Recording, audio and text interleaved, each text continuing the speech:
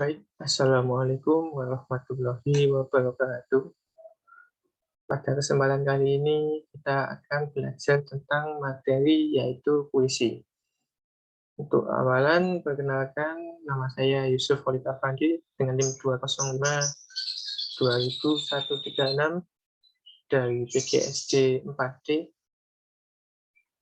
Langsung saja tentang puisi. Yang pertama dan dari puisi pada hari ini, yang pertama adalah siswa dapat menyebutkan unsur, siswa dapat menyebutkan jenis jasa. Kita menginjak ke materi yang pertama.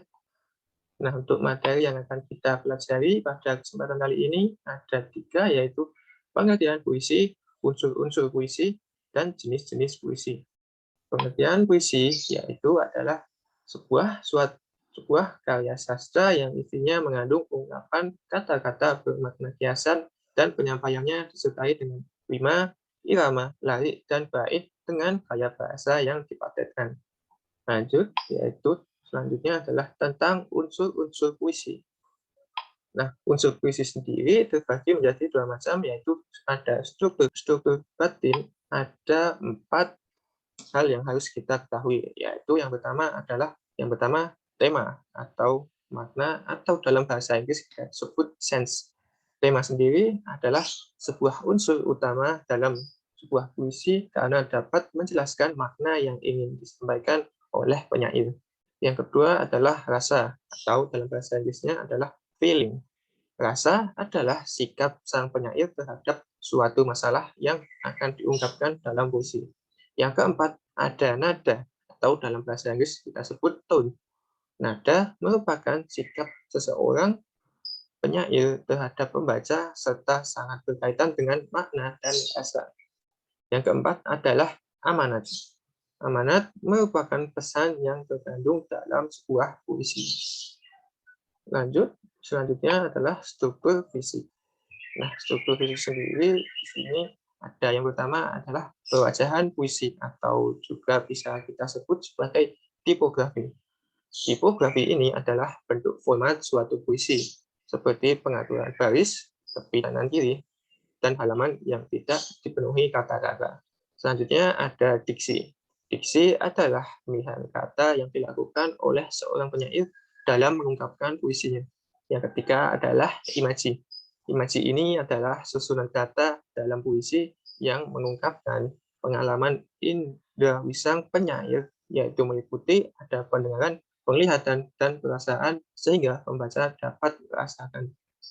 Selanjutnya ada kata konkret. Kata konkret adalah bentuk kata yang bisa ditangkap oleh indera manusia sehingga menimbulkan imaji. Yang kelima adalah gaya bahasa. Gaya bahasa adalah penggunaan bahasa yang bisa menimbulkan efek dan konotasi tertentu dengan bahasa figuratif sehingga mengandung banyak makna. Yang keenam adalah rima atau irama. Rima atau irama adalah persamaan bunyi dalam penyampaian puisi, baik di awal, tengah, maupun di akhir puisi. Nah, setelah kita membahas tentang unsur-unsur puisi, selanjutnya kita akan beranjak ke jenis-jenis puisi. Nah, jenis puisi ada berapa? Nah, jenis puisi sendiri ternyata dibagi menjadi 2, yaitu ada puisi baru dan puisi lama. Baik, kita akan menginjak pada puisi baru, ada pengertian yang harus kita pahami. Nah, untuk pengertian dari puisi baru sendiri adalah suatu jenis puisi yang lebih bebas dibanding puisi lama, baik dalam jumlah baris, suku kata, maupun rima. Selanjutnya, puisi baru juga terbagi menjadi kira-kira ada berapa macam, ya, bermacam puisi baru yang dapat kita ketahui. Nah, ternyata ada 3 macam puisi baru. Yang pertama adalah balada. Balada adalah sajak sederhana yang mengisahkan tentang cerita rakyat yang mengharukan, yang disajikan dalam bentuk dialog. Yang kedua ada epigram, yaitu puisi yang berisi tentang tuntunan atau ajaran hidup. Yang ketiga ada himne, yaitu sejenis nyanyian pujian yang biasanya pujian ditujukan untuk Tuhan atau dewa. Lanjut, kita menginjak ke puisi yang selanjutnya, yaitu puisi lama. Nah, untuk pengertian puisi lama sendiri, yaitu adalah sebuah puisi yang masih terikat oleh berbagai aturan, seperti jumlah kata dalam baris puisi, jumlah baris dalam satu bait puisi, kesajakan jumlah suku kata dalam setiap baris, dan irama puisi. Nah, untuk macam-macam puisi lama ada 3 juga.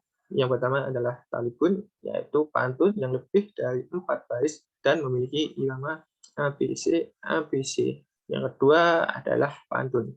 Pantun ini yaitu bentuk puisi lama yang terdiri atas 4 larik dengan 5 akhir AB.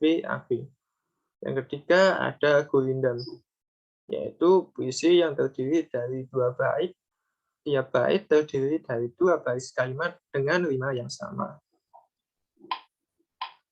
Nah, setelah kita selesai membahas tentang pengertian puisi, unsur-unsur puisi, dan jenis-jenis puisi, selanjutnya, nah, di sini akan disajikan beberapa pertanyaan tentang materi-materi yang sudah kita sampaikan. Nah, untuk pertanyaan pertama yaitu suatu karya sastra yang isinya mengandung ungkapan kata-kata bermakna kiasan dan penyampaiannya disertai dengan rima, irama, larik, dan bait dengan gaya bahasa yang dipadatkan disebut ya. Jawabannya adalah C, yaitu puisi. Lanjut, di bawah ini yang termasuk unsur puisi kecuali itu tema. Yang ketiga ada di bawah ini pengertian yang benar dari rima atau irama adalah, jawabannya adalah A. Adanya persamaan bunyi dalam penyampaian puisi, baik di awal, tengah, maupun di akhir puisi. Lanjut, di bawah ini pengertian yang benar dari diksi adalah, jawabannya adalah oleh seorang penyair dalam mengungkapkan puisinya.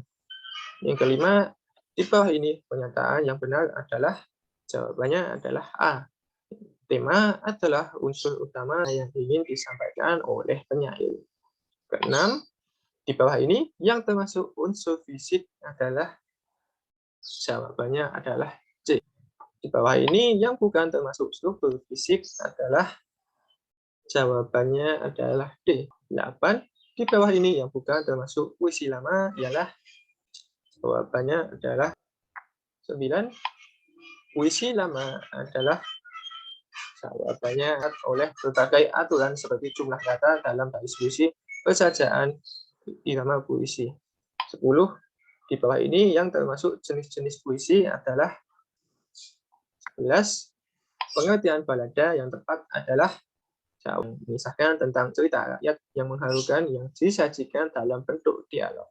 12. Di bawah ini pengertian yang benar dari epigram adalah, jawabannya ada sih tentang tuntutan atau ajaran hidup. 13. Di bawah ini yang termasuk pengertian puisi baru adalah yang lebih bebas dibanding puisi lama, baik dalam jumlah baris, suku kata, maupun rima.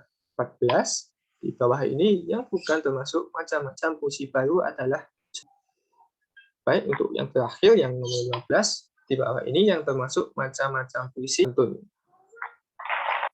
Nah, mungkin cukup itu saja pembelajaran kita pada pagi hari ini.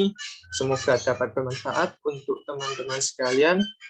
Saya Yusuf Khalid Afandi, pamit undur diri. Wabillahi taufiq wal hidayah. Wassalamualaikum warahmatullahi wabarakatuh.